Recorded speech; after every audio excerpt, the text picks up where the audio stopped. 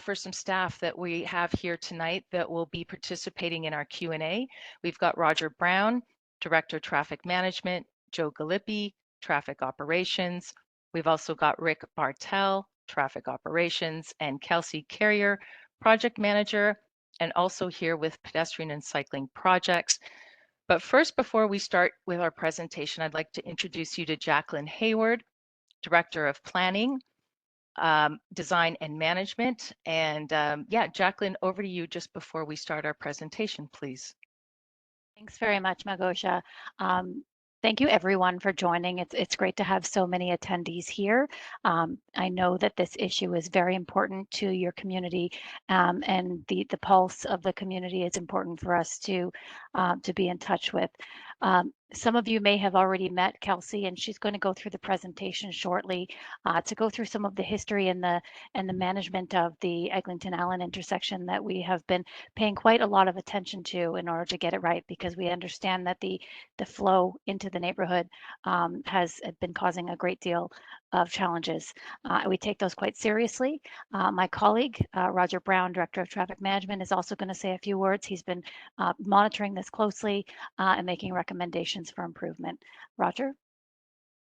Yeah, thanks, Jacqueline. And again, I want to echo your sentiments to welcome everybody here tonight, to really appreciate so many of you coming out. And again, also to really echo the sentiment of we really understand, appreciate the concerns, the significant amount of traffic infiltration that we've been seeing. I mean, this is a problem going back from since beforehand, and now obviously the recent resurgence of it. And I just want to give assurances, and again, I'm sure some of you I've met before, maybe even possibly met on site, walking around and observing things, that you know, now versus previous conversations is very different. In that, you know, in the past when we talked about the issues here, we were still very much in a bit of a transitionary mode between ourselves and Metrolinx. Whereas we have a lot more flexibility now in terms of making changes. That being said, there's trade-offs with respect to the changes. And one of the things that we committed in previous conversations was to ensure that we had data collection devices throughout the area. So we have a much better picture for the purposes of modeling and trying different scenarios before we implement. We're just in a much better and better equipped to really take the ideas that we have and hear input from you as well too, in terms of possible things we can do to model those, to identify, you know, the strengths and weaknesses of each of those options, and to implement things as nimbly as possible to try and help in mitigating the problem. So again, really appreciate all of you being on this call, and again, just want to give you the reassurances that all of our teams are here, and a number of our other staff that are also on this call to hear firsthand some of the observations you guys have as well too, to take that into consideration. Thank you. And I turn it back over to Magosha. Yeah, sure. Thanks, Roger. So I think actually let's just jump into the presentation, Kelsey. I do see some hands already up, but let's get through the presentation first, and we'll certainly get to people's questions by 7:30. Thank you. Excellent. Well, thanks everyone so much for joining. We really appreciate all the staff that are here to be part of this conversation, but also the opportunity to engage deeply in the issue together. So I wanted to start off by recognizing Eglinton-Allen as the root cause of the issues that we're seeing on our neighborhood streets and on the Eglinton corridor today. Going back as far as 1978, that was the opening day of the Spadina subway. We see a very similar picture decades later, but what is new, we acknowledge, is the impact on the backup on Eglinton as well as on the neighborhood streets.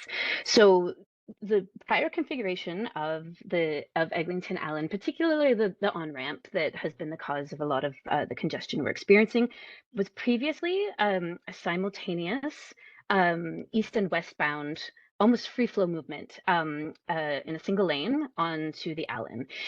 We know since then the community has endured almost 15 years of construction for the development of the LRT, but also at this particular intersection to acknowledge the growing pedestrian volumes and the need to have safe crossings to this major transit hub. But we know that what we see today are high levels of congestion building back from that intersection. So we hear you about the impact of this congestion on the neighborhood streets. We've heard from hundreds of you by email, by phone, and you don't have to try and convince us how bad the problem is. We have heard you. We know that there's cars driving on the opposite side of the street, on the sidewalks, on residential streets, that the quality of life has diminished completely on some of the neighborhood streets. We know folks are having to abandon their cars blocks from their house because of not being able to get through the traffic to get home to their families. Folks are at the end of their tether. There's dangerous situations because of frustrated driving. People even considering moving away from their neighborhoods because of the degree of congestion. So we want to fully acknowledge the extent of the issue. What I want to do is just give everyone a little bit of background of how we got to now. So in May 2023, the newly designed Metrolinx intersection was opened. As we know, there were immediate problems. The signals were not properly coordinated and there was hardware missing in order to rectify that. So we relied very heavily on our traffic warden team for several months to manage the traffic at that intersection. It took us 8 months to get the management of that intersection handed back over from Metrolinx to the city so that we could resolve the signal issues. So we had to change the types of lights so that those two closely spaced lights could be properly timed. In a safe manner.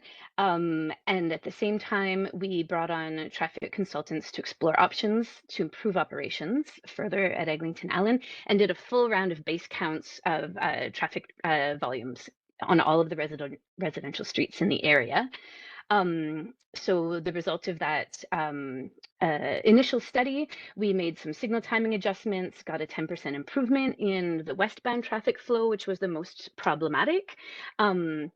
And then just this past winter, added some turn restriction extensions on Westover Hill that we'll get into in just a few minutes. I wanted to speak about the traffic consultant study. We had some support looking at some of the more preliminary quick options that we could consider to know where to put our energy, modeling out a couple options to understand what the intended or the resultant outcome might be. So as we said, that very preliminary quick fix signal timing changes we did right away, resulting in that 10% increase in traffic flow. We know that's obviously not enough and did not stop there. The sort of medium scale solutions that we were looking at, we're exploring different ways of arranging, reconfiguring crossings, even including a permissive turn with the eastbound movements. Each of these sort of medium scale options through the modeling had higher complexity and greater drawbacks than the benefits that they provided. And the most complex option that we explored and modeled to see what the impact would be, not surprisingly, had also the greatest benefits, but a degree of complexity that would take a fair amount of time to study to make sure that it was done right and balance it against other options that should be considered. Which brings us to now. Two parallel paths going forward to properly address the issue, but also address the immediate concerns. So in the long term, the city is committed to studying the redesign of the Allen. We have allocated the resources to do so. The team is currently being assembled and will be reporting back in the first quarter, first thing in the new year in 2026 with progress update, recommended work plan. They have a list of options that has been recommended to explore. Recognizing that that timeline is not satisfactory for the current immediate issues that folks are continuing to experience on a daily basis. What we want to work on with you tonight and going into our workshop coming up is efforts to minimize traffic infiltration on the residential streets. So also in the short term, we've got traffic warden support. There's a series of remaining signage and pavement marking improvements that we will work on as well. But we wanted to make it really clear that the work to redesign the Eglinton Allen is also happening, is dedicated to, but it has a timeline that makes us want to have this parallel near-term process as well. I also wanted to mention that the Eglinton Today Complete Street project, which has been in the works in design almost as long as the LRT, portions of it were built by Metrolinx. A segment was installed last fall as well. It is intended to continue with installation on the rest of the corridor between Keele and Mount Pleasant, except for in where we're experiencing these high levels of congestion. So we're not intending to proceed with the complete street between Allen and Bathurst while we focus on addressing the congestion issues. And the other section is related to coordination with some storm sewer work. So coming back to the Allen, we wanted to recognize that it can be very frustrating when it seems like there's lots of quick fixes that could be addressed. And we've received hundreds of questions about why doesn't the city just? So we wanted to kind of review these so that everyone had the answers to all of those questions. So firstly, we've been asked, why can't we just close those crosswalks? It's the pedestrians that are impeding the essential flow of motor vehicles onto the Allen. Fair enough from one hand, but we have a very high demand for that crossing, particularly with the soon to open LRT, making it a full transit hub between the North-South Spadina subway and then the East-West LRT. And we definitely anticipate that removing that crosswalk will lead to people taking risky moves to get across there. We have been asked, why can't that why does the pedestrian crossing come on when nobody's there? That same push button was very specifically designed to only signal a pedestrian crossing when the button is actively pushed, when there's someone waiting there. We were challenged on this and went out with some community members and did an experiment, leaned on the button, didn't let anyone push it. And sure enough, the traffic went from the westbound flow to the eastbound flow back to the westbound, no pedestrian crossing. And this is a picture of how many folks were waiting to cross after missing one cycle of the pedestrian crossing. Also, just for context, the north-south pedestrian crossing that's perpendicular to this crossing and parallel to the northbound on-ramp only comes on when the eastbound vehicles are making their left turn onto the Allen. So it the way it works in the cycle is not an impediment to the major traffic flows. We've been asked, why can't we get rid of those no right on red signs so that the westbound vehicles can just have a free flow onto the Allen? Well, those no right on reds regulations are critical because they actually hold back the westbound traffic while the eastbound are making their movement onto the Allen. There's not enough space on the on-ramp for simultaneous eastbound and westbound movements. Additionally, when there's two lanes of traffic making a turn, crossing a pedestrian crossing, it's actually not safe to allow that turn, no matter how slowly folks are going, at the same time as a pedestrian crossing, because with two vehicles, turning simultaneously, the sightlines are just not safe for that kind of movement. We've been asked, why can't pedestrians just use the underground tunnel and not cross the on-ramp at all? Unfortunately, the way the intersection or the subway was designed, even when it is, or if we could get them to open it early, it's designed as a fare paid area. It wasn't designed to bypass the intersection.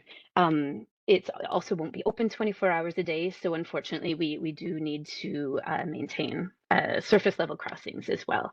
People ask us, why can't we bring the traffic agents back? And we'll hear from our traffic agent team a little later. When the intersection was poorly timed and the signals weren't operating optimally, we're 100% reliant on the wardens to manage traffic. Now, if the signal is working as optimally as possible for vehicular traffic, it literally goes from the dual westbound right to the dual eastbound left, pauses only for 15 seconds when the pedestrian push button is crossed, and there's not a lot of time for wardens to override that signal timing to flush the westbound vehicles. We've been asked, why can't we just build a pedestrian bridge to get bikes and pedestrians over the Allen? which is something that will be explored more deeply in the redesign study. But just to give it a simple bit of scale, in order to be AODA accessible, and have, you know, a reasonable ramp slope, we would look at something that stretched all the way back to Flanders to the east and Winnett to the west. So not a quick fix of infrastructure. We've been asked, why do bikes need to be on Eglinton at all? Can't they just use the Beltline? Acknowledging that cycling isn't purely recreational, that part of the purpose of the Complete Street is to provide a safe, intuitive cycling network that spans the city, connecting what will ultimately be 19 kilometers of Complete Street, connecting the elements already built by Metrolinx, stretching all the way from Mississauga to Scarborough along the LRT line. Also, Eglinton Avenue is not just a connector east-west, but it's a destination for many cycling trips, folks attending businesses and services. We've also been asked about a 4-lane option for the on-ramp that was initially explored during early stages of station and intersection design around Eglinton Allen. Unfortunately, when you see it sort of overlaid on the community like we've done here, addressing the slopes required to accommodate that widened roadway would have some would be quite was considered quite prohibitive because of the impact on properties to deal with the grading east of the Allen. And now that the station entrances have been built, it adds further complexity to this option.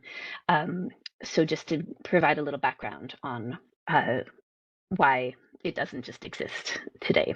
So this brings us back to the idea of traffic pattern changes on the street, on the neighborhood streets. So as we said, we know there's need for quick action, that and that the major changes required to really improve operations at Eglinton Allen could take years. We also have the issue of induced demand. Even if we could wave a wand right now and get traffic flowing as quickly as possible through the Allen, better traffic flow will further increase demand for this route. And, you know, as the city continues to grow, we would find ourselves in the same position again some years down the road. So addressing traffic pattern changes to restrict cut-through traffic now is kind of a way of future-proofing and returning quality of life to your streets. It's an efficient way to ensure access for residents while deterring the cut-through traffic that has been so problematic. And we also see examples of the proven effectiveness of this approach in other neighborhoods. We see, for example, between Spadina and Bathurst, a sort of one-way maze of streets that has brought peace to some of the residential neighborhoods there for decades. In Cedarvale and Upper Village and the areas around Eglinton Allen, we have many one-way streets already, many turn restrictions already, but it is a bit of an incomplete pattern that still allows what we're seeing is these major cut-through routes through the neighborhood that are causing such problematic situations. So this brings me to a very specific example that I want to explore with you to understand the impact of turn restrictions on neighborhood streets. So on Westover Hill, that's just east of the Allen, there was wild congestion, as we see on many of the streets approaching the Allen. Over a block south of Eglinton was backed up regularly all day, people honking, frustrated. And we were asked to extend the existing turn restriction. So it was already not allowed to make that left turn at the top of Westover during peak hours. But that was not deterring dozens and dozens of cars from lining up attempting to do so. But given that, and I will say we were very hesitant to make a single turn restriction with this approach in mind of a neighborhood-wide process of developing a series of turn restrictions that would work in conjunction to help all of the neighborhood streets. We were very hesitant to make this one change, but because of the compounding turns southbound on Glenarden and northbound on Westover Hill, and those turns from Westover trying to get into the same lanes that the turns from Glenarden were. Because of that compounding issue, we agreed to go ahead with extending this turn restriction to all day. So it was previously just peak hours. We extended it from 7 a.m. to 7 p.m. And the result was quite extraordinary. You can see in the bottom picture. The numbers, the volumes of traffic themselves didn't change that much. It split roughly in half, but that was enough, making it a full day restriction, to remove this route from GPS algorithms and stop sending people there, and to stop the backup and the backlog that was causing so much trouble. So with that, I am going to pass the mic over to our friend and neighbor, Alex Groisman, who lives on Westover and has been very involved in this process. So feel free to unmute yourself and I will find your video and bring you up here.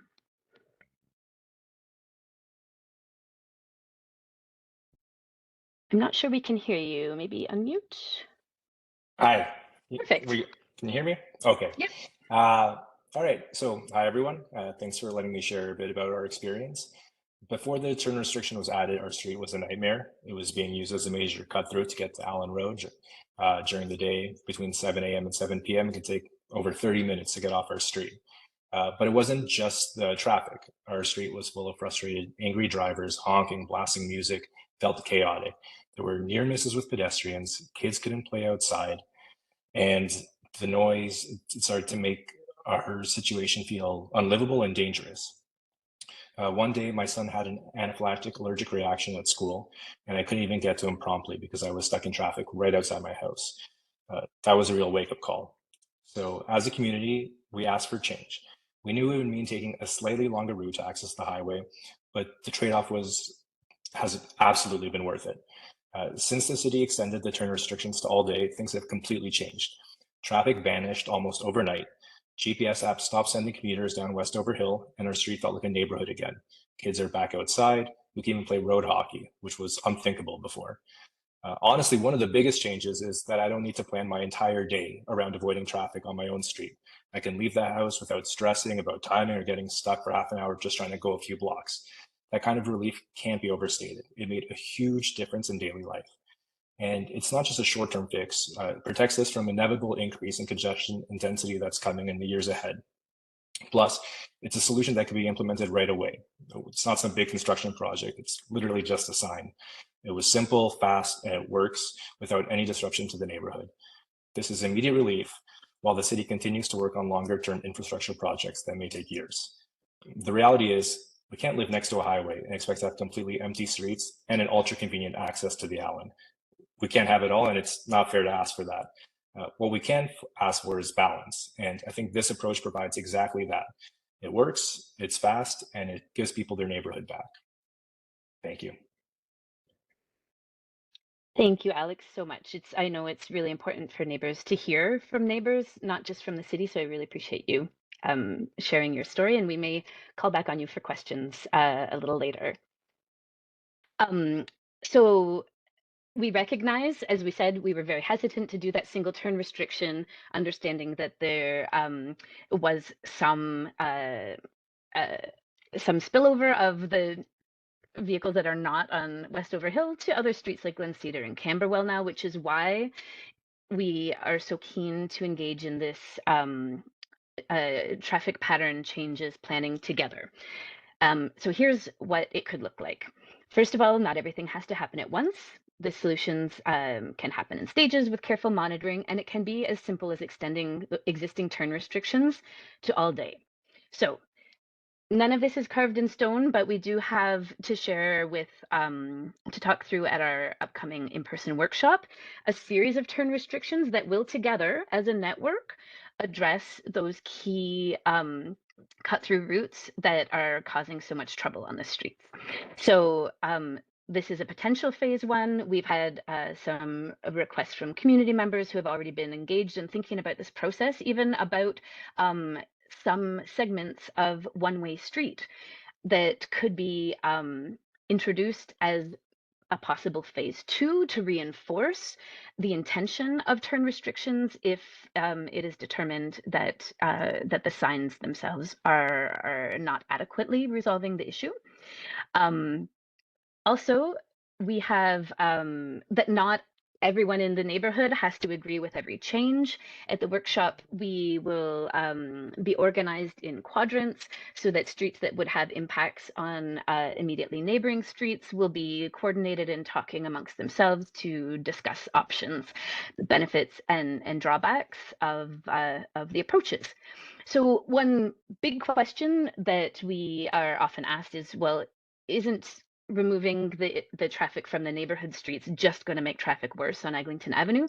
And I did just want to flag that, you know, as we see from the example of Westover Hill, that a small number of vehicles, say 50 getting through per hour, can have an extraordinarily negative impact on a street, whereas those same 50 vehicles on a corridor that is designed to take volumes, like the on-ramp is, you know, between 12 and 1300, those same 50 vehicles are have a little bit nominal effect in comparison on the corridors. So here's the process that we are proposing. We have been working towards this in discussion with our Eglinton Today Complete Street Stakeholder Advisory Group. We've had several working group sessions with our councillors' offices and a working group leading up to tonight's info session. The reason why we wanted everyone to join us tonight is so that we all had the background, we all had the backstory, knew what was happening to address the root of the issue at Eglinton Allen, and get all your questions answered, which we're just about to jump over to, so that at this in-person workshop, we'll be able to sit down and focus on the solutions and develop a systematic plan that neighbors will be happy with the degree of access and any slight inconveniences as a trade-off for dealing with the issue that you're currently experiencing. So with the feedback and the outcomes of that workshop, we will develop it into a very simple, coherent survey, making it very clear the options being proposed and why, and the intended outcomes of them. Those will be shared by an online survey. Everyone in the neighboring area will get a letter in their mailbox with a connection, the address or QR code to answer that survey, as well as we'll have signage like we did now. Everyone who registered for this evening's event will also get it directly mailed to them. So lots of easy access to that survey. And then the feedback of that survey will inform any recommended prioritized changes that that the community has developed that we would take to Community Council for approval and installation later this summer or early fall. Of course, we would have intensive monitoring to make any changes that would be required or to implement any subsequent phases of implementation as requested by the community. So this workshop that we've mentioned a few times is taking place on Monday, May 26th, in person at West Prep Junior School on Ridge Hill. We'll put in the chat the details, and it's also available on our website, which we'll share the address for momentarily. And so at this workshop, it'll be an opportunity to sit down at large maps with neighbors and traffic experts to discuss this network of turn restrictions, what your new route home will be, adjustments, changes, you know, I'm sure there'll be some healthy debate about the benefits and trade-offs of individual turn restrictions, all thinking about it within a functional network that will help address this issue at a neighborhood scale, not just one street or another. And we can talk about future opportunities to introduce some segments of one-way street that might help reinforce the intention of the turn restrictions. And as we said, the results of that workshop will inform what gets shared back to the community in that survey. So we're ready to jump into the Q&A. I just wanted to do a quick recap to get us all on the same page, and then I'll pass it back to our amazing public consultation team to start answering some of your questions. So just to be clear, Eglinton Allen, we know, is the root of the issue, and the city is fully committed to addressing this and working towards a resolution, but we know that it will take time. So in the meantime, that's how we got to now, wanting to work with the community to identify potential solutions to get the issue off the neighborhood streets. We have our in-person workshop on the 26th. Outcomes of that will be shared in a survey to the broader community. And just recognizing that nothing is carved in stone here. What was shared a few slides back is one workable series of restrictions, but it's one option, and we're excited to build off of that, debate and discuss, and come up with an acceptable plan that is going to better balance the street and return some quality of life to the neighborhood streets. So with that, I'll pass it back to Małgosia. That's great. Thanks, Kelsey. And just really quickly, I was remiss during the introductions. I wanted to let people know that we definitely have representation from your local councillor offices. Councillor Cole, Eglinton Lawrence. I believe we have Andy Stein here, who is juggling a couple of meetings tonight. And also from Councillor Matlow's office, Toronto St. Paul, we have staff including Sebastian Gibson. So thanks for letting me bring those up now. So in terms of the Q&A, actually, Kelsey, could you go to the next slide? Because it's just a nice reminder of how you can get involved, to put your questions and comments into the Q&A panel. We've got a bunch of folks that have their hands up and ready to share a question or comment verbally, but I do want to let you know this. So we're going to do our best. There's 415 people on the call. That's amazing. We're going to do our best to try to get to as much as we can. We will be saving all of the feedback from tonight, right? So if you don't get a chance to have your hand raised, put it in the Q&A or email us after. Any unanswered questions will be reviewed by the team, and we will provide responses via meeting notes. Those will be posted on the webpage, so I want to guarantee you there is follow-up there. And so, you know what, I'd like to propose that we start with a common question that's been coming in a lot. And it is, why can't, oh, sorry, folks, just one more thing. Sorry, just give me a sec. We're going to alternate between taking questions from folks that have their hands up, but also questions in the Q&A panel. So I want to reassure you there. But this is a common question that I want to address right off the top. So the question is, why can't you deploy traffic wardens to the Allen and Eglinton intersection on a more permanent basis, or until at least conditions improve? And I'd like to call upon, we've got Josh Thomas here from Transportation Services. Josh is responsible for the deployment of wardens. So Josh, if we can get you to the forefront here with your video and mic, can you address this request? Yeah, good evening. Thank you so much for having me. And, you know, I understand this is a serious issue. And, you know, I wanted to also recognize the traffic agents, you know, have a very difficult job, and they have to deal with lots of difficult people and difficult drivers through those intersections. And, you know, they really do their best to do an amazing job. And we really see the impacts when they are deployed. So currently, we have a very small team of traffic agents with a lot of competing priorities. But Eglinton and Allen is one of our priorities. And so we will have traffic agents. So we started deploying them last week based on some of the comments that we've received from residents. And we will continue to deploy them over the next couple of weeks and sort of assess as we go of where the best placement and where we can make the biggest impact along this corridor.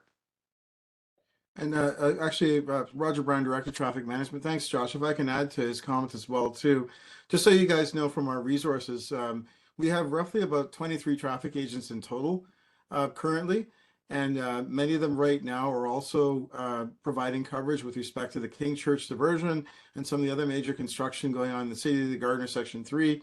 That being said, we do have a class of another 50 traffic agents that we anticipate will be graduating over the next couple of months.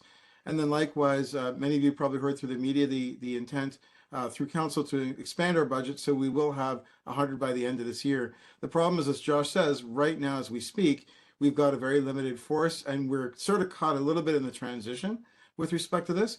But certainly as that second class of traffic agents graduates, we will have the ability to provide much more stable and constant presence, I should say, of traffic agents at these locations to support. And again, as Josh mentioned, we do recognize and appreciate the comment with respect to the traffic agents. Yeah, likewise, we do feel that they can be very effective when they're out there. Thanks. That's great. Thanks, Roger, and thank you, Josh. So I'm going to go to we've the first three folks, and you do go in queue with their hands up, and it's going to be Joel, Danielle, and Ian. So first, Joel, I'm going to unmute you. If you could go ahead with a question, you're unmuted.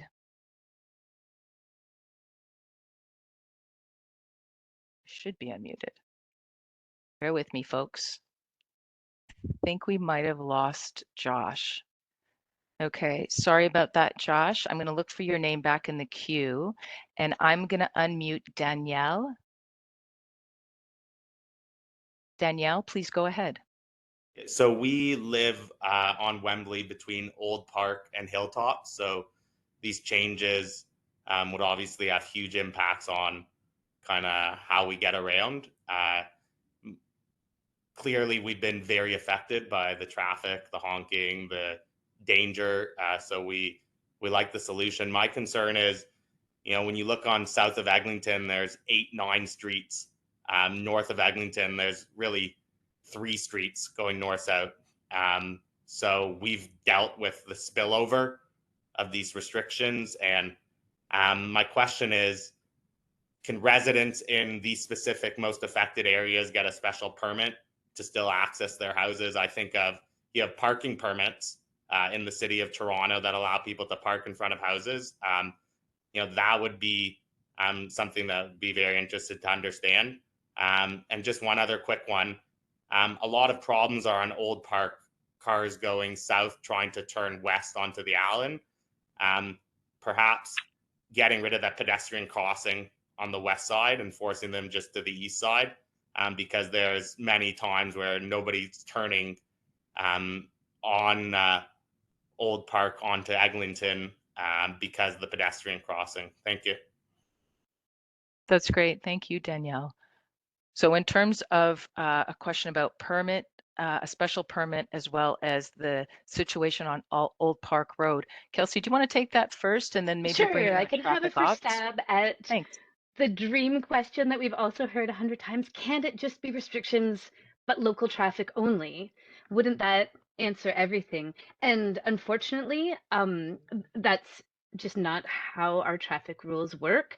I know we have signs that say local traffic only, but you'll notice they're yellow, which means they're non-regulatory, so cannot be enforced, the distinguishment between local traffic only. So it's a little bit maybe like wishful thinking to have those local traffic only signs. It's a great intention. I know we have, for example, at Dewborn coming off of Bathurst, a whole series of local traffic only. You know, you're entering a residential neighborhood, please, basically, to not treat the neighborhood like a thoroughfare. But as we see, they are only as effective as they are. Maybe I'll pass it to, would Roger or someone else like to add to the question about being able to have a local traffic only? Good evening. This is Joe Galipian, Traffic Operations. Thank you, Thanks, Kelsey. Joe. Just to add to what you were saying, unfortunately, yes, it's a regulatory sign, and with the fact that it's a regulatory sign, everybody is included in that. You can't exclude local people or any other type of movement. It is a regulatory sign, and unfortunately, residents are subjected to that as well. Local traffic only, those signs, you'll see them posted all over the city. Those are old layover signs that we used to install back in the day. But again, there is no authority with those signs. They're just advisory in nature and not very effective. So, Okay, thanks, Joe. you're welcome. So I found Joel, who I think by mistake, I unmuted you from the list and something happened. So let's try you again. Joel, please go ahead with your question. Wow. Please be patient with me, folks. Yeah, something's going on there. We'll look into it. I think it's now great. working. Hi, Thank Magosha. you. Thanks for Thanks for being patient. It took a while to send the signal, I guess, to get to my computer. Thanks, everyone. I really appreciate that the people in the city recognize this as an important issue, that it is a priority for the city. It is definitely a nightmare for us residents. I just am concerned about the balancing of the priorities of pedestrians and cyclists at this intersection. This is a highway on-ramp. If anywhere in the city there should be a prioritization of vehicular traffic, it is at a highway on-ramp. Now, we are talking about prioritizing pedestrian flow on the north side of Eglinton, assuming that they haven't been using the subway, because otherwise, eventually, hopefully they'll be able to use the new exits for that Metrolinx is built for the crosstown. They could just travel on the south side. There are lots of children now in all of our schools that are putting up with cars being backed up all the way to Ava Road, sometimes even further. There are so many near misses. We've heard from our neighbor on Westover Road that he couldn't get out of his house. We're worrying about pedestrians crossing that street. It's not the right balance of priority. The vehicles need to take the priority.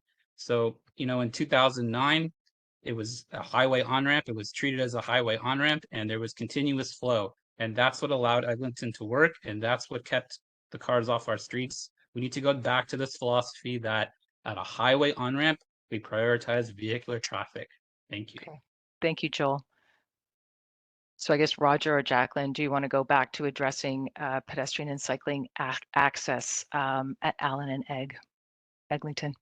Yeah, no, I sincerely appreciate the comment and sentiment. I guess the challenge is that in addition to obviously the highway off-ramp there at Allen Road and the demand from vehicles, it is now an even bigger transit hub, because it's not only servicing the subway line, but very soon, in a few months, likewise, the Eglinton Crosstown is going to be activated, and the pedestrian volumes are only going to increase from what's there right now in terms of people trying to access transit. So unfortunately, there is kind of no going back, in that sense, in that context.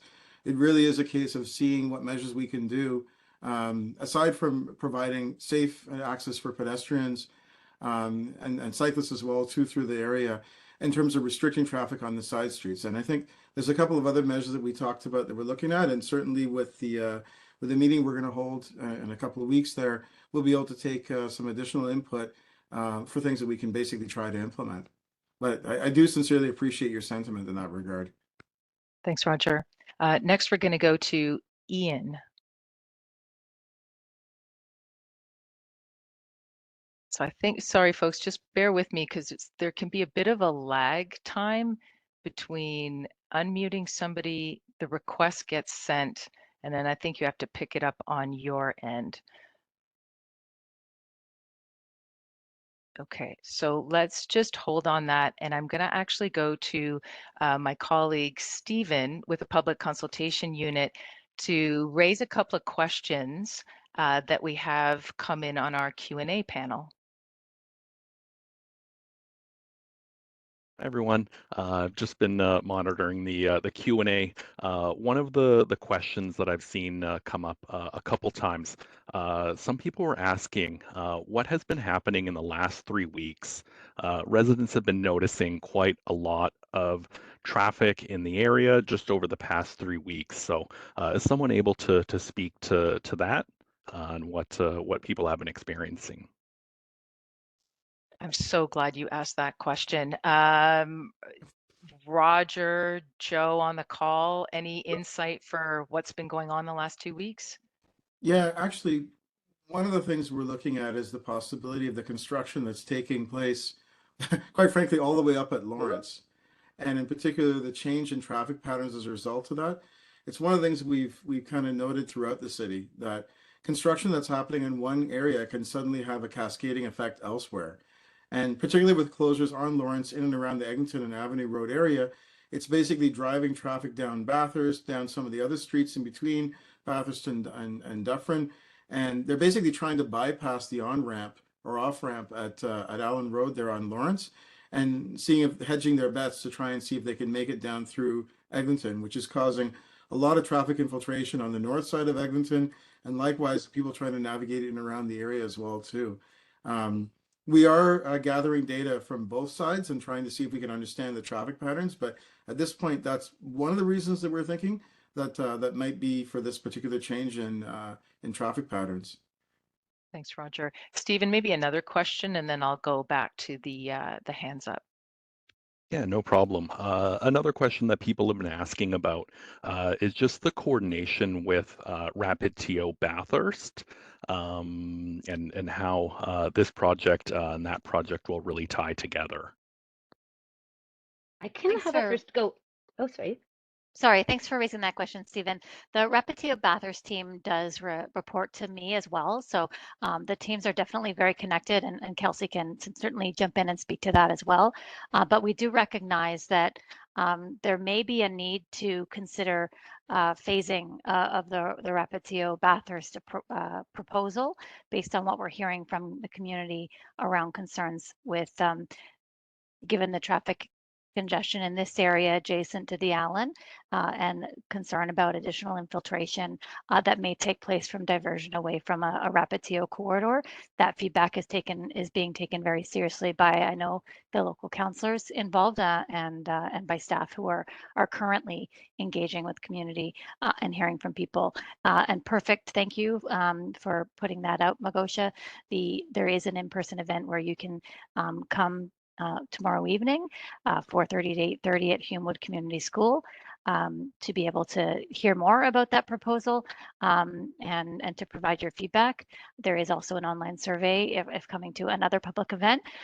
This week is sort of too much for you to bear and you've got family commitments. Definitely you can check out the proposal details online on the city's website for Rapid TO, and also to provide comments on the survey. But I will say that we certainly have heard concerns about the overlapping project area and the need to potentially time a phasing approach to not address the changes on Bathurst potentially until after more of the resolution to this project area is addressed.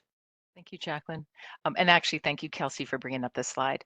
So I don't want to give up on Ian. Ian, let's try and unmute you, and you can share your question or comment. Folks, just give me a few seconds to see if this request goes through. Okay, it did not. We're going to try Bob next. Bob, I'm going to try and unmute you. Let's just give it a second. Oh, okay. Sorry, folks. I'm kind of going down the line to figure out who we can connect with. All right, so next I have an MB. I'm going to try and unmute you. We'll figure this out. I'm hopeful. Sorry, is that for Adam?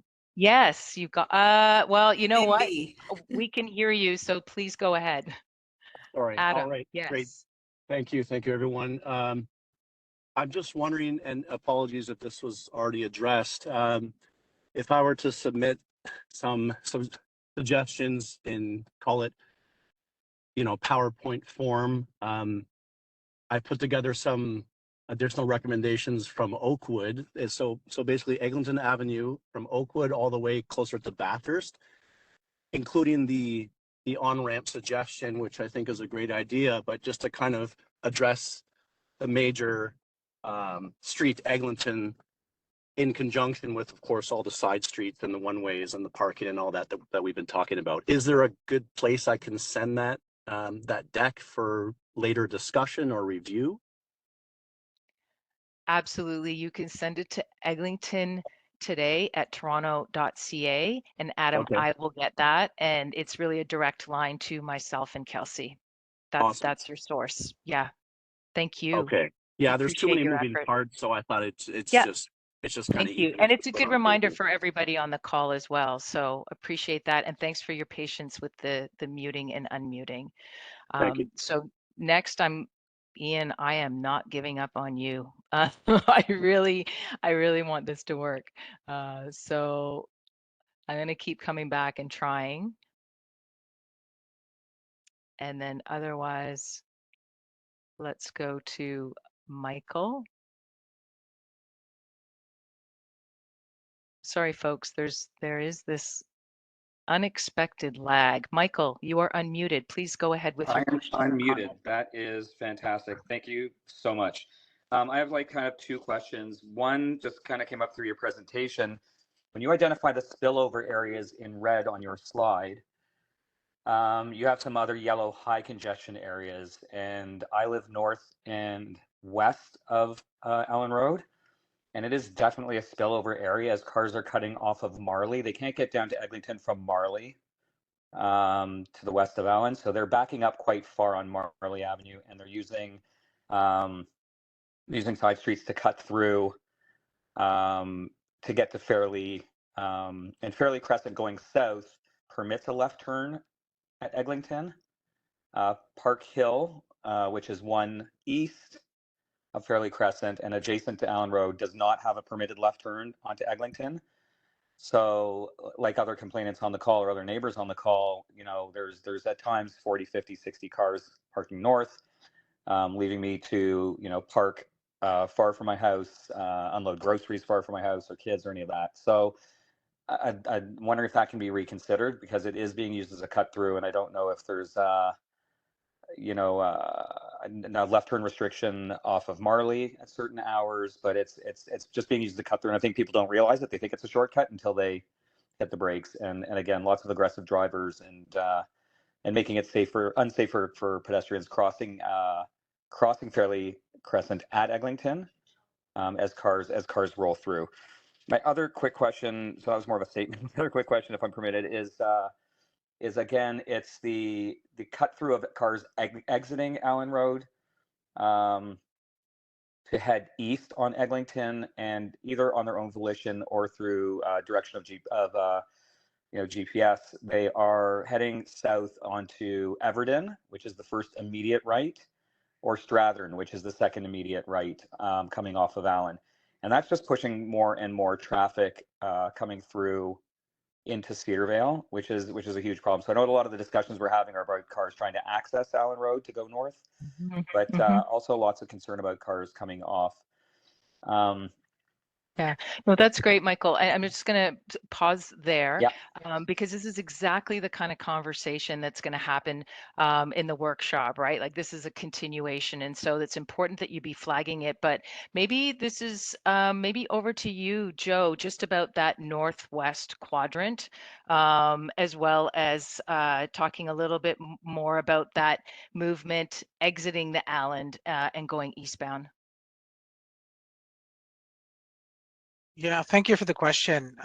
Yeah, for sure. Marley Street is definitely used. It's a north-south roadway that really connects all the way up to Lawrence as well. So it is used quite a bit. And I see the point about the southbound Allen Road traffic exiting and going east and then filtering through the neighborhood. And yeah, I mean, that's something that like Kelsey pointed out, is something that we can definitely discuss at the workshop. And it's not just about traffic filtering into the neighborhood, coming from Bathurst Street and trying to get onto Eglinton to go east, but it's also traffic coming south on Eglinton, going east and then filtering through the Cedarvale neighborhood that way. So yeah, it's something that we should definitely discuss at the workshop. There's all sorts of things that we can definitely look at, turn restrictions being one of them as well, but definitely to be discussed at the workshop. That's great. Yep. Thanks, Joe. You're welcome. Just before we go back to the Q&A panel and bringing Stephen back in, it's customary that I try to unmute Ian. And Ian, you know what? If we're not successful, I will personally call you tomorrow and we'll follow up. And again, something's not working there. Okay, next I have Matthew. I'm going to unmute you, Matthew. And after Matthew, there's a Leanne or Leon. Matthew, please go ahead. Can you hear me? We can. Excellent. Well, first I'd like to say, as a long-term resident of Cedarvale, we've lived here for more than 30 years, and I can't begin to tell you how bad the situation has become over time. I mean, there's times where, as Alex said earlier, You can't get out of your driveway. There's road rage. People are racing around. Children are at risk. Pedestrians are at risk. And I've tried to raise this with Councillor Matt Lowe on many occasions. It's to the point where it's just complete gridlock in our neighborhood. Our street in particular, I live on Glen Cedar, and we're south of Eglinton. It's just impossible to get around the neighborhood. You can't even exit. I can't even back out of my driveway at times. It's just complete chaos.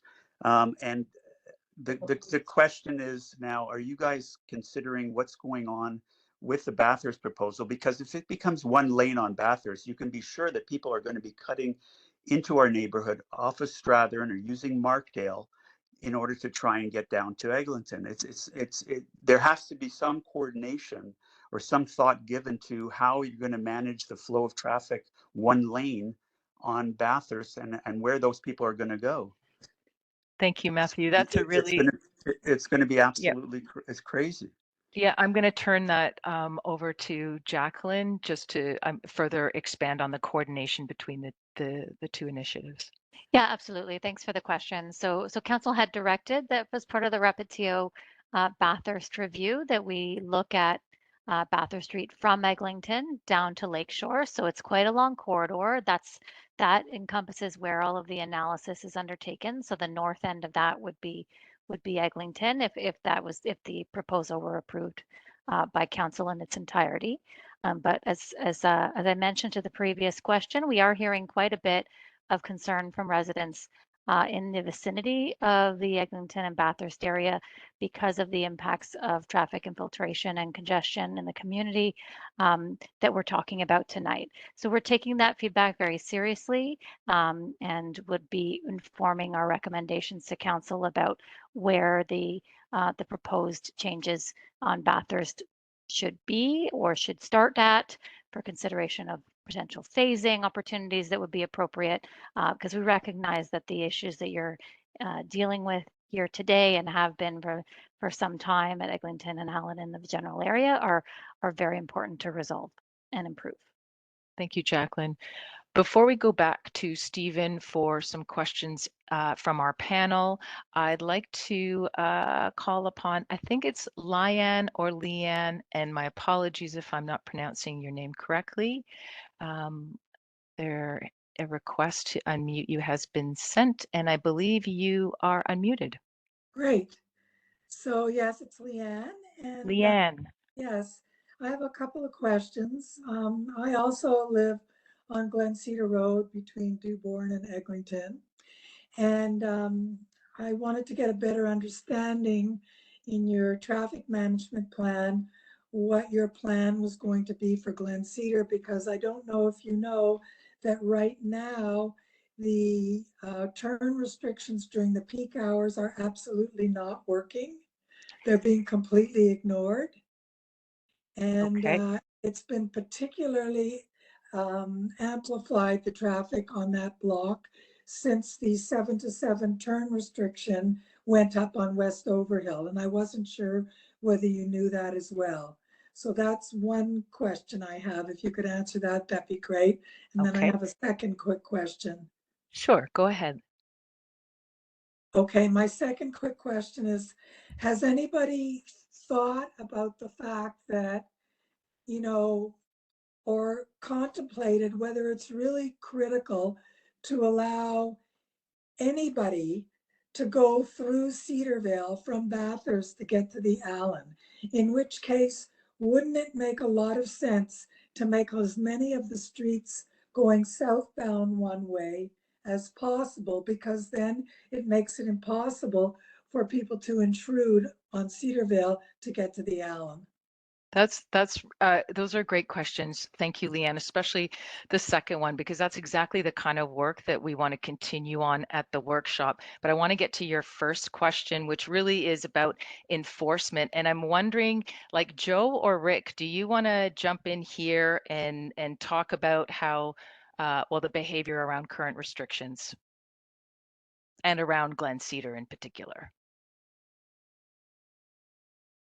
Sure. I mean, yeah, with respect to turn prohibitions, yeah, enforcement is key, especially if there's non-compliance with it. But again, police services, I know that their resources are pretty limited and can't get out there all the time. But yeah, unfortunately, when you have congestion on those arterial roadways and people are just, itching to get to where they have to go, they will disobey turn prohibitions, definitely from time to time. But I think, one of the suggestions we have is to amend those prohibitions and make them like Kelsey mentioned earlier on, making them throughout the day, like 7 to 7, and hopefully that can help the situation a little more, and also add some advisory signs to those prohibitions, which is something that we're considering as well, just to emphasize that term prohibition a little bit more for drivers. Yeah, and with respect to the other question, the one-way question, again, that's a great question. I mean, it's something that we can definitely discuss at the workshop, because there are going to be pros and cons to that sort of proposal. But again, it's a great suggestion to even discuss at the workshop for sure. That's great. Yeah. Thanks, Joe. Yeah. So I don't know, actually, Rick or Josh, did you want to chime in about enforcement at all? Otherwise, we'll go to our question and answer panel. I'd love to actually say a few words of context. Kelsey's Sure. here. Go for it, Kelsey. Yeah, partially related to this bit of an experiment that we had on Westover Hill, and also related to resourcing. So, two things. One, we know that when we have all day turn restrictions from 7 a.m. to 7 p.m., it changes the algorithm of the GPS apps so that people aren't being sent to your street. Even though you would think that we'd be able to do it for the peak hour turn restrictions, that just hasn't been the result. So the all day turn restrictions actually have that effect of deterring GPS routes from bringing up those streets. We also know that, just a turn restriction sign is really easy to ignore, but, in-person enforcement is a very valuable resource, and it's not sort of a super sustainable solution. And that's part of the reason why we want to talk about beyond just turn restrictions, possibility of small segments of one-way street as a potential phase 2. But while we have everyone assembled, we have neighbors sitting down at the table with traffic experts, neighbors talking to neighbors with expert insights. I think it's a really valuable option to talk about some segments of one-way street that could prove very effective, much more so than just signage. That's great. Thanks, Kelsey. So Stephen, if you could provide a couple more questions, and then for the queue of people that have their hands raised, Ian, we're going to try you again. Then I have a JC, and then I have a Frank. So please know that we'll get to you very soon. But Stephen, over to you. Great, thanks. One thing that I was seeing a lot of in the Q&A was questions around enforcement. So I'm glad we got to expand on that a little bit. Another thing that has been coming up is just around data collection and around traffic infiltration. And how do you really measure that, and how is that counted? Can we expand on that sort of process of data collection a little bit more? Yeah, if I could sort of chime in. So as we're seeing on the screen here right now, you can see some of the counts that we've taken fairly recently that give some of the statistics that we have. But in addition to that too, we've actually gone out last year and installed data collection devices. So we now have turn movement counts at going as far back as I believe on Dufferin, Oakwood, Marley, and Eglinton. At the off-ramp and on-ramp at Eglinton, and also over at Bathurst. And at each one of those devices, we're basically getting all the counts in terms of vehicles, pedestrians, cyclists, and seeing the turning movements as well too. So We do have much more resolution of data that can be used for the purposes of modeling or running any of the sorts of scenarios that we come up with in the next upcoming workshop. Thanks, Roger. Stephen, maybe one more question? Yeah, for sure. One thing that that I've been seeing some questions around is just with parking and on-street parking. Some people have listed certain streets, but is someone able to maybe speak to parking and on-street parking and how that might be addressed within this process?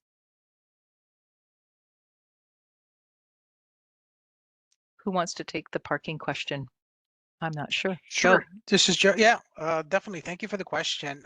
Yeah, absolutely. As part of this whole process, we can definitely look at parking on the streets. And again, with parking, it's just it's more of a community type of engagement as to what they want to see, what type of parking. Do they want 1 hour? Do they want permit parking? Do they want, what are we trying to accomplish with the parking? So definitely, it's something that we can definitely entertain during this whole process. That's not an issue.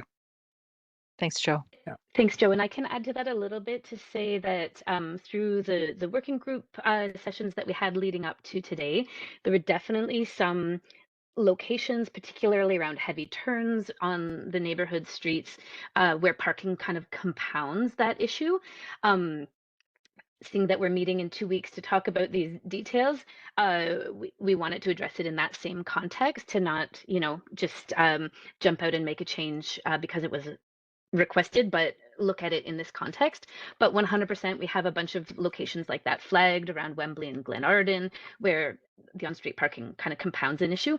But also on Eglinton, it was part of the feedback of the wardens who have been out all week. They actually, because there's sort of minimal effectiveness of being able to usher vehicles onto the Allen, because the signals are kind of doing that job for them, they actually spent a lot of time along Eglinton supporting the vehicles, like getting off of Glenarden and Old Park on the side streets, helping with those movements. And they also commented about how impactful one parked car curbside on Eglinton can be to that whole flow of traffic. We have done several rounds of enforcement to restrict that, but currently, for most of the approach to the Allen along Eglinton, both directions, there's parking during off-peak hours. We know that peak is a relative term, and that Eglinton has more than one peak hour. There's several hours throughout the day that experience this level of congestion. So that's something else we can look at, is changing how, in consultation with the BIAs and the community, if there's a desire for change to what we consider those peak hours in this key location. That's great. Thanks, Kelsey. Okay, Ian, we're going to try again. Okay. Next, we're going to go to JC. JC, you are unmuted. Please go ahead with your question or comment. Yeah, so I have a suggestion, Please. from what I see from living here a long time. But first, I have to comment on some of the responses you guys have given that I will generously say are inconsistent regarding the pedestrian and cyclist traffic across the north side of the northbound on-ramp. So yeah, we live on Elmridge near Old Park, so we go down when we can to get on the Allen, see it a lot. I have, and I know it's not scientific, but I personally have never seen a bicyclist on that bike lane near the Allen on the north side. Doesn't mean they're not there. I've never seen it. Also, regarding the pedestrians, I highly doubt, and there's a significant number of pedestrians that are going across from east of the Allen to west of the Allen. And that was given as a reason by one of the speakers, doesn't really matter who, for needing to maintain a pedestrian crossing there. It's just everybody's going to the subway. So hopefully soon, but why not now? Let people go into the tunnel, and you can reduce that crossing time even more. If the cars, if I from Old Park have to wait, sometimes over 5 minutes to get to the Allen, then pedestrians can wait. Yeah, So that's just like JC, my personal. I know Kelsey can speak to tunnel access, but I want to pause there. Right. And I just want to I want to know what's your suggestion? Okay, so there's a pedestrian light between, is it Glenard, like just east of the Allen? Okay, yeah. That pedestrian light. And my observation, and I'm pretty geeky, is that it's poorly timed, and it results, it changes, not always, but when it does change, it often leaves empty space between the light and the Allen. As far as I'm concerned, that section should always be getting filled whenever people can turn right, and that's not happening for parts of the cycle. I don't know if that button, I don't know if that Jason, button's cross let's directed or not, but it should be timed with the westbound traffic. These are two really important points, JC. So I want to get staff to respond. So first, on really the information that staff are providing about pedestrian and cycling volumes, but in particular, I know there's some information, maybe Kelsey, that you can share about why can't there be tunnel access now? And then second, maybe Joe or Roger, you can address the signal timing for the pedestrian crossing.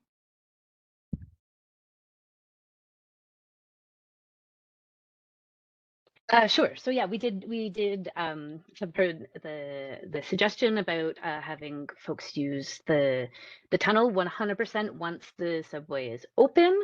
People will be able to access from the northeast corner of the intersection without having to cross at the lights, which will be a huge benefit. But it cannot be used to bypass the intersection. It's like entering a fare paid area. And just to reinforce that pedestrian crossing only comes on, that phase only comes on when there is people waiting to cross currently. I will also just say one more thing about the signal timing before passing it over to Joe or Roger. Exactly where you're talking, so the next light just east of here, that's sort of mid-block, just the other side of Flanders. It is coordinated with this, is what they call a half cycle. So this signal runs on 140 seconds and the other runs on 70. And they are aligned to feed into each other. But maybe, Roger, you want to speak about any reconsideration of signal locations along that corridor?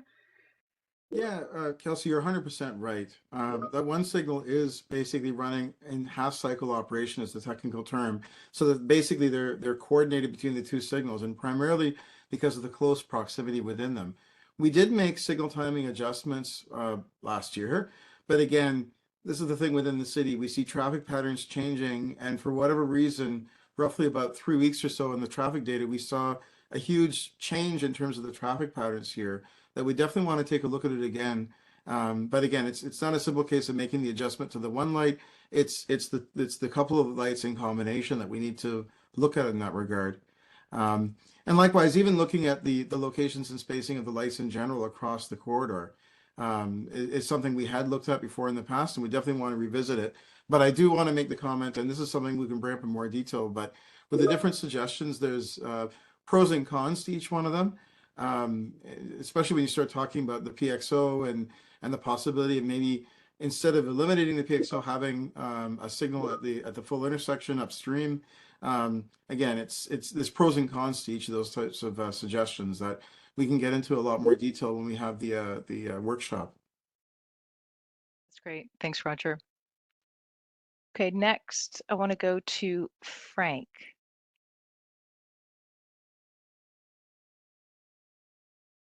Frank, a request has been, and you should be unmuted. Please go ahead with your question or comment. We can. Please go ahead. Okay, I have a couple of comments.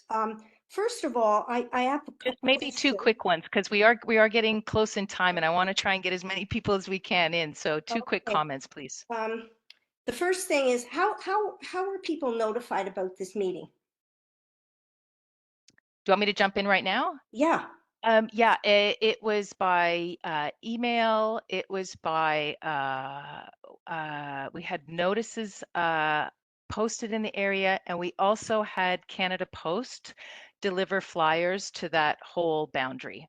So you should have received, the easy answer is you should have received a notice in your mailbox. No, we didn't receive anything, and the only way that I actually found out about it is I ended up having to walk up to Eglinton, and there was a sign at Glen Cedar and Dewborn, and I saw that. But So, I you know, whether we that's, otherwise I would have known. I'm glad you saw the sign, and I encourage you to follow up with me tomorrow with your email, and I'm going to make sure you're on the list, and you will be notified about everything moving forward. So one more question or comment, because then I'm going to try and make it a little more of a dent in this list. Go ahead, please. On Glen's Menin, there always was a turn restriction during rush hour coming off the Allen or coming off of Eglinton going south on Menin, and that was never put back after the so-called subway is being finished, and I don't understand why. That's great. So can we have a response to that, please?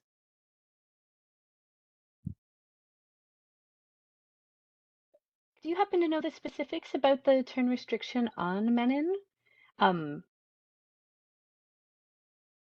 But we can, because I know the bulk of the prior turn restrictions have been that, you know, got adjusted during construction because of all the changes on the street. The bulk of them have been returned back. I do acknowledge that the one on Menin has not, but I think this upcoming workshop is a really perfect opportunity to flag and make sure that that one is returned. Yeah, and Kelsey, on top of that, again, I want to reiterate any kind of follow-up. This is the best kind of line of follow-up or defense is to throw me an email or a phone call I'll this bring week. that right back up. There you go. Thank you so much. All right, we're going to go to, we've got 10 minutes left. I certainly would like to get a couple more calls in. And then Andy, I know you're joining tonight, maybe a few words from you, and then we can talk about next steps. So Michael, you should be unmuted. And folks, please be patient. I'm going to actually ask that it's one question or comment. And again, you can certainly follow up with email or put your comments in the Q&A panel. Okay, Michael, you should be unmuted. Please go ahead. Yeah, thank you very much for the presentation. It's been wonderful to hear. For my question, just about the bad traffic last 2 weeks, I'll just note that there is construction at Rogers, or sorry, not Rogers, Oakwood and Rogers Road that's redirecting all the cars currently off of Oakwood into the neighborhood. Traffic's been great north of Rogers and Oakwood, which means they're not coming back out. But that's not my question. My question is, how is this interfacing with the Oakwood Streets plan? Because I know I attended that workshop, and the focus was a bit different, but there's clearly overlap. I want to make sure that's great. Coordinated. Thanks for, well, first of all, the report on Oakwood and Rogers, but then Kelsey, yeah, do you want to follow up with the streets plan info? Sure, yeah, just to say that we have folks from the area transportation planning team who's been working with your community on the Oakwood Village neighborhood streets plan. We'll be at that workshop on the 26th. That's your quadrant right there. So it'll be building off a lot of the recommendations that came out of all of your processes through the neighborhood streets plan. And if there's any additional recommendations or suggestions for near-term efforts to address, you know, some of those heavy congestion areas, that can be added to the conversations you've already been having and implemented in this timeline. That's great. Thanks, Kelsey. And now, Mikal, you're next with your question or comment, please. Hi, we can hear you. Please go ahead. Hi, can you hear me? We can. Okay, thank you.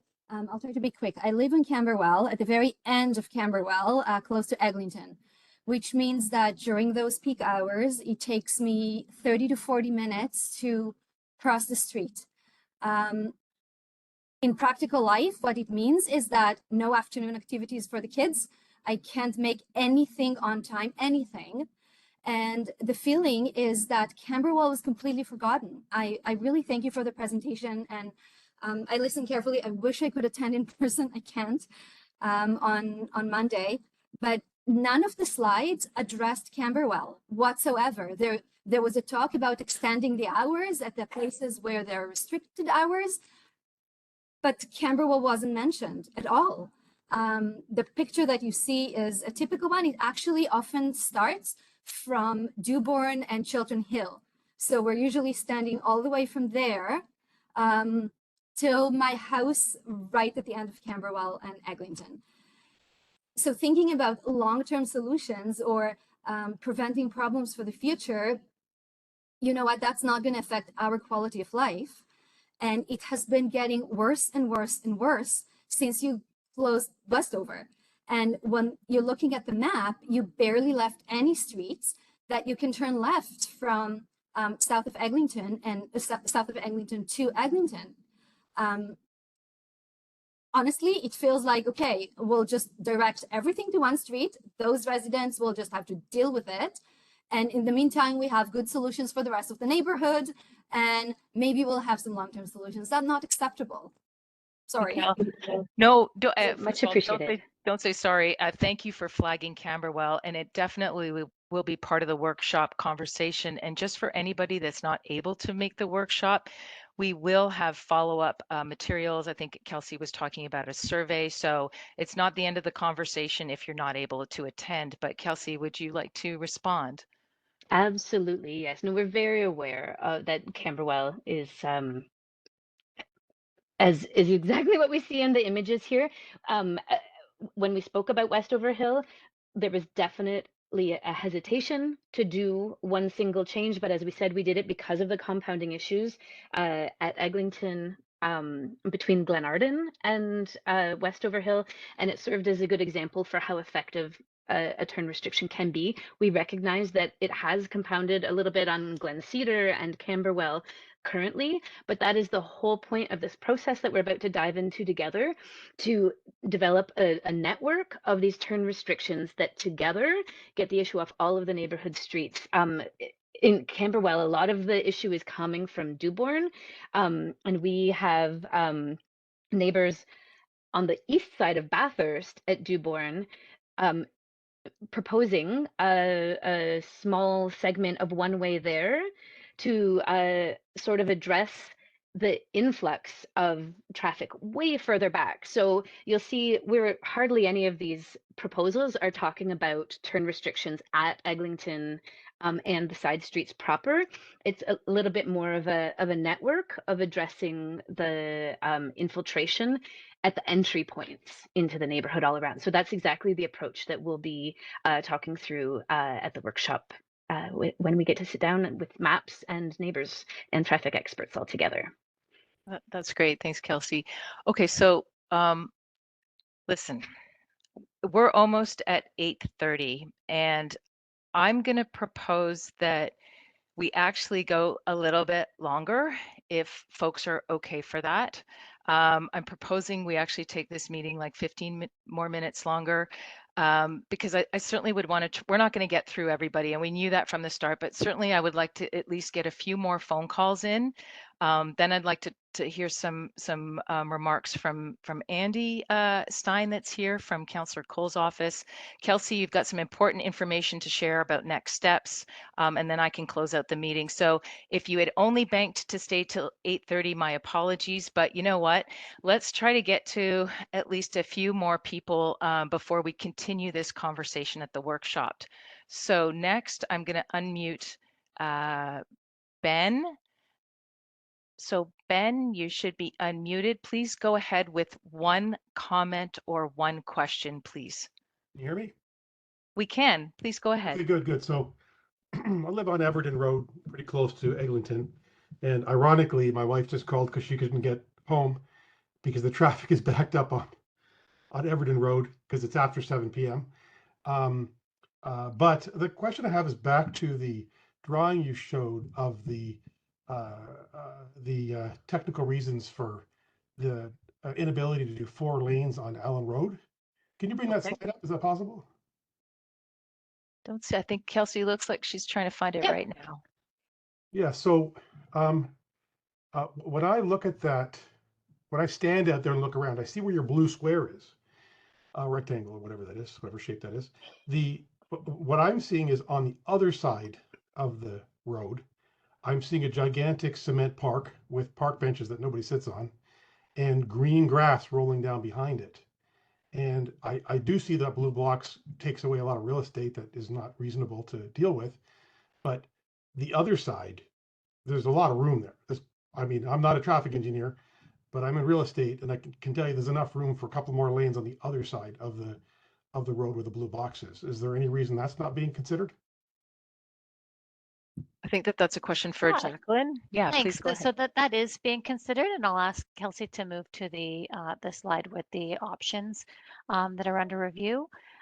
Because the work that was done during the intersection design that Metrolinx completed focused on the east side of the intersection. As you noted, that had some significant conflicts. Kelsey, I think it's one before. The image on the far right, I realize it's small. What that indicates is widening the mouth of that on-ramp to have an additional lane, and it does, as you say, cut into the plaza on the west side of that transit station. Now, there's quite a bit of work that we need to do to ensure that there aren't any utility conflicts. It would obviously reduce the size of the plaza. That's not a big deal. I agree. Some benches, it's already quite a bit of plaza space there. But we do need to do both some technical review in terms of underground conflicts, utility issues, any foundations related to the station that we need to be mindful of. But we also need to do a little bit more traffic analysis about this, because one of the things that we found from the work, and it was done by third-party traffic consultants that worked on this, is that it does potentially have some negative impacts on the other side of the intersection, in and around the spillover from the southbound entry onto Eglinton and the way that movements stack up there. So there's both some traffic operations analysis that needs to be undertaken, as well as some civil construction analysis that needs to be undertaken. That being said, if you want to move forward, Kelsey, to the next slide, that is something that council has directed us to continue to move forward with. So examining those redesign options more fully will happen in parallel to managing the traffic issues on neighborhood streets process that Kelsey was referring to. And so the team is being assembled to do that study, and we are directed to report back to the first quarter of 2026 to City Council on the progress update and a recommended work plan for that exercise. So you're absolutely right in terms of the way it was drawn up in that 4-lane option back in the day. That didn't consider cutting into to the other side, and that is something we're actively considering now. That's great. Thanks, Jacqueline. So Ian, I'm going to try you one more time, then Olivier, and then Paul. Okay, so unfortunately, Ian, we are going to have to try and connect tomorrow. Olivier, please go ahead with a on Park question or Hill, comment. Okay. next to Cedar Vale Station. Okay. And I want to talk about the bus lane between Marley and Eglinton Station. We've moved here like 2 months ago, and I've never heard that much honking in my life. Like if I sit on my porch in the back of my house, it's like 4 or 5 honks per minute from 7 a.m. to midnight. So that bus lane is creating a lot of those honking because cars go in there. The bus only sign on the street is not visible, so people cut in there. And so I would maybe consider putting some overhead sign for better clarity of like, this is a bus lane. It's not something that cars can go into. The other thing that I'm wondering is, once the LRT opens, is that bus lane still needed? Because this bus lane is creating a lot of issue. Like Eglinton has 3 lanes with the bus lane, now 2. The one on the south side is a through lane, so people use it to keep going on Eglinton, and everybody on the Allen is in the middle lane, and they have to reconfigure themselves into 2 lanes to make the northbound entrance. And that reconfiguration of cars creates a lot of the honking as well because cars are cutting through and all that. So this bus lane has to be reassessed or be better signage because it's a big issue Olivier, on the west end. thank you very much for this. Roger, can you address the situation here? Yeah, no, absolutely. No, and I agree. And I appreciate your question as well, too, and comment. Yeah, I would totally agree. We definitely need to see if we can't beef up the signage out there. We were looking at the possibility of some sort of overhead signage as well, too, going in. The reality is that, albeit it's once Eglinton Crosstown is in operation, during operational hours, there wouldn't be the need for the TC turning into that area. But once the Eglinton Crosstown is not in operation in the evenings, there would be bus service, and so there's still, my understanding, still the need for it. But certainly we are looking at the possibility of trying to see if we can't beef up the signage out there to make it a lot more conspicuous, clear to people in terms of where they should move. Really appreciate that comment, and we could certainly take that back to see what can be done there. That's great. Thanks, Roger. Okay, next over to Paul. Paul and then Randy. Thank you all for making yourself available to us tonight. We appreciate that. We also appreciate that you recognize the frustration that we're going through. I live on Ridge Hill Drive in the last block. My wife came home from work last night, and it took her 45 minutes to get from Old Park to our house. That is a 3-minute walk. In your suggestion of potential new no-turn signage, you have nothing for Ridge Hill Drive. And Ridge Hill Drive is complicated by the presence of West Prep School, where parents stop and park their cars and leave their cars so that no one can go anywhere. And like I said, 45 minutes to go a block and a half to get home is just purely unacceptable. You know what, Paul, thank you for flagging Ridge Hill Drive. I think it's very fitting that the workshop is going to be at West Prep Junior School. Any comments? Sure. I can just say the reason why you don't specifically see a sign on Ridge Hill as part of just this very preliminary functional plan to work from and build off of is that we've been looking more at the restrictions a little further upstream, entering from Old Forest Hill, where we see a lot of traffic sort of making their way, skirting up around Ridge Hill and back down. But again, something to discuss further as we sit down at the tables at the workshop. That's great. Thanks, Kelsey. All right, Randy, you're next. Please go ahead with a question or comment.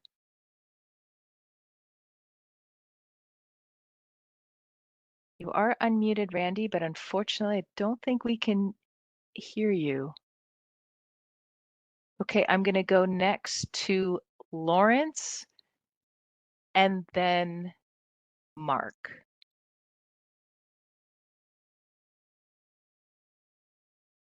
Lawrence, please go ahead. I'm constantly dealing with this issue of trying to back out of my driveway. So it is a problem. Enforcement is really important. People are not even coming to four-way stops, complete stops. So we've almost had some accidents happen in our area. But the thing I wanted to stress is that for westbound traffic that's going west on Eglinton from Old Park to Allen Road, they're taking the westbound lane, which is right along the center, instead of going straight through Allen Road west of Cedarville Station, trying to merge into the two-lane traffic to get onto Allen Road. So where they had the vehicle, if you see the drawing where they had the vehicle count, and it indicated 854 cars turning left northbound onto Allen Road versus 1,269 cars or 296 on another document I saw there turning right. You can see that the car count going right onto Allen Road is proportionally a lot more than for the left turn. So I don't know if that's something that needs to be checked with signalizing the light timing for cars going left onto Allen versus the cars going right. So the problem is exacerbated by 2 lanes of traffic dedicated now becoming 3 lanes merged into 2, and it's causing a real backup for the traffic and can create problems for pedestrian safety as well as collisions. So I just wanted to express that point. It has to be something to be done about enforcement or monitoring the signage, the timing of traffic lights.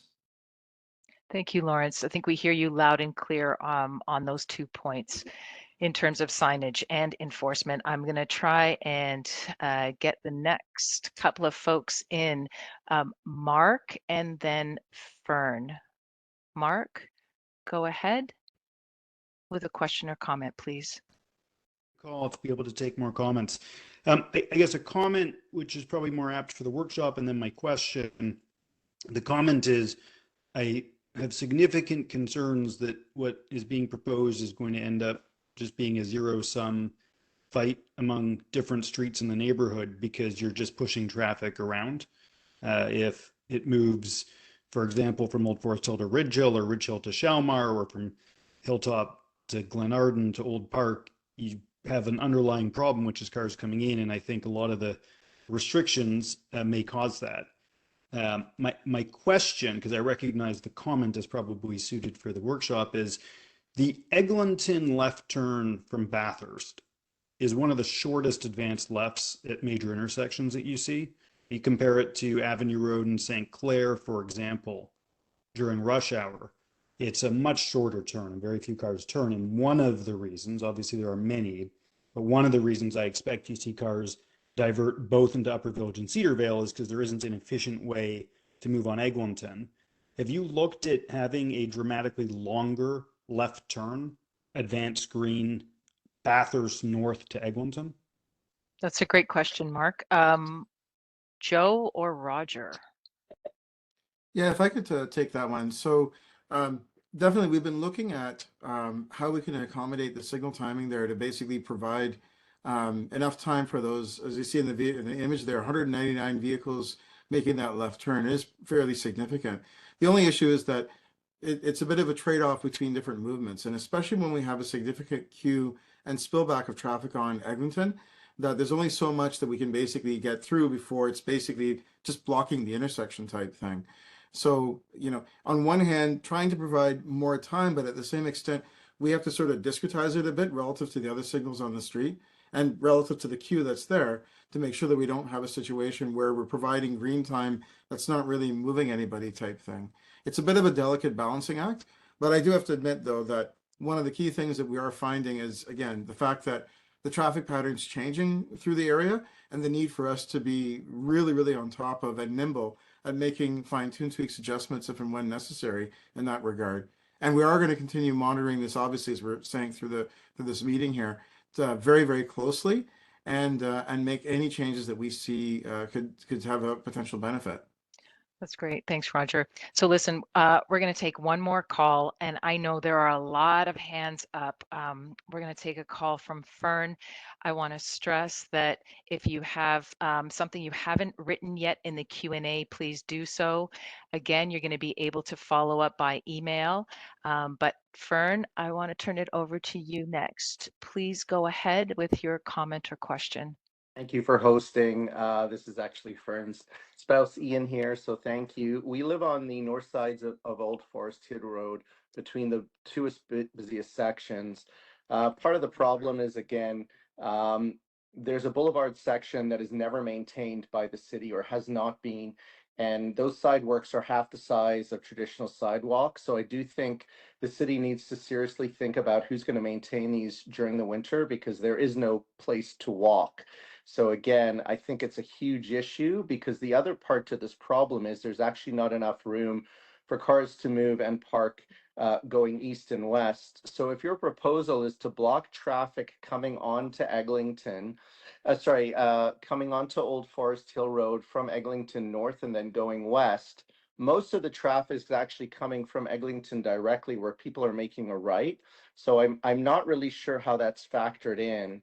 The other thing, and again, you had mentioned earlier in the discussion about Bathurst and all of these other factors, including traffic backup at Avenue. There's been the discussion of some kind of city traffic czar, like you're trying to fix or band-aid a problem or a wound that has a much bigger issue than just this, and it just seems sort of not sensible to look at this in isolation of all of the other flow in that area. And again, I'm not sure how that's being looked at, because again, what's happening is all these north streaks are getting more and more pressure because you've made changes on the South Boulevard sections as well. So thank you. Thank you. Those are great questions about maintenance and also the bigger picture. I'd like to, Roger, would you like to go ahead? Yeah, no, thank you very much for the question, your observation. You're 100% right. The issue is you can't make any sort of changes or modifications in isolation. We really need to be looking at it at this sort of bigger picture level, and specifically looking at the consequences of making one specific change that has impacts elsewhere. You know, everything has to be changed in tandem, and we have to have that sort of bigger picture in thinking of, if you make this change, what are the impacts on the other aspects of the road network? And that's in tandem with the signal timings that have to be adjusted and the signage.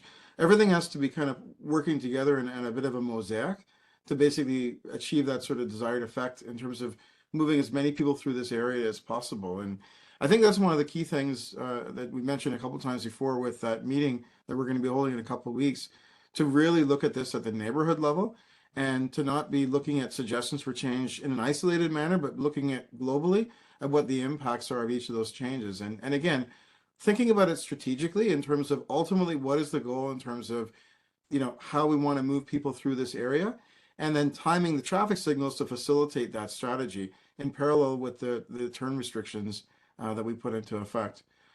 Thanks. I really appreciate your observation, and I can't emphasize enough how correct you are in that. That's good. That's great. Thanks, Roger.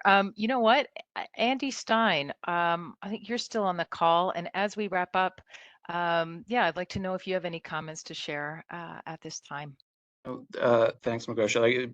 First and foremost, I want to thank everybody, over 400 people, for participating tonight.